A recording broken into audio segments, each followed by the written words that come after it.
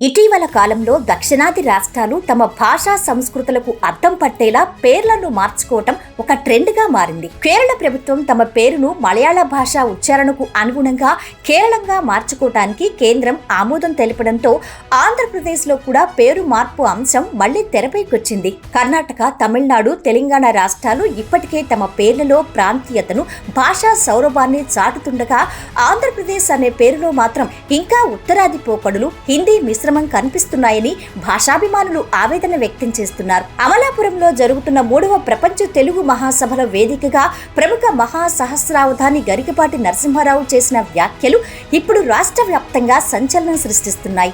ఆంధ్రప్రదేశ్, మధ్యప్రదేశ్ తరహాలో మనకు ప్రదేశ్ అనే తోక ఎందుకని ఆయన ప్రశ్నించారు. ఈ పేరులో తెలుగుతనం లోపించిందని అభిప్రాయపడుతూ రాష్ట్రానికి తెలుగునాడు అనే పేరు పెట్టాలని ఆయన బలంగా డిమాండ్ చేశారు. ఇది కేవలం పేరు మార్పు మాత్రమే కాదని మన భాషకు ఇచ్చే గౌరవమని ఆయన స్పష్టం చేశారు. రాష్ట్రానికి తెలుగునాడు అని పేరు పెట్టాలన్న ఆలోచన ఈనాటిది కాదు. 1983లో అధికారంలోకి వచ్చిన అన్న నందమూరి తారక రామారావు తెలుగు అస్తిత్వం కోసం ఎన్నో విప్లవాత్మక మార్పులు చేశారు. పథకాలకు తెలుగు పేర్లు పెట్టడం, తెలుగు విశ్వవిద్యాలయ స్థాపన వంటి పనులతో పాటు ఆంధ్రప్రదేశ్ పేరును తెలుగునాడుగా మార్చాలని ఆయన అప్పట్లోనే సంకల్పించారు. అయితే నాటి కేంద్రంలో రాజకీయ పరిస్థితులు, కాంగ్రెస్ తో ఉన్న విభేదాల కారణంగా ఆ ప్రతిపాదన చర్చల దశలోనే ఆగిపోయింది. ప్రస్తుతం ఏపీలో తెలుగుదేశం పార్టీ నాయకత్వంలోని కూటమి ప్రభుత్వం అధికారంలో ఉంది. తెలుగు పేరు మీదుగానే పుట్టిన పార్టీగా రాష్ట్రం పేరు మార్చడం ద్వారా తెలుగు అస్తిత్వానికి పెద్దపీట వేసే అవకాశం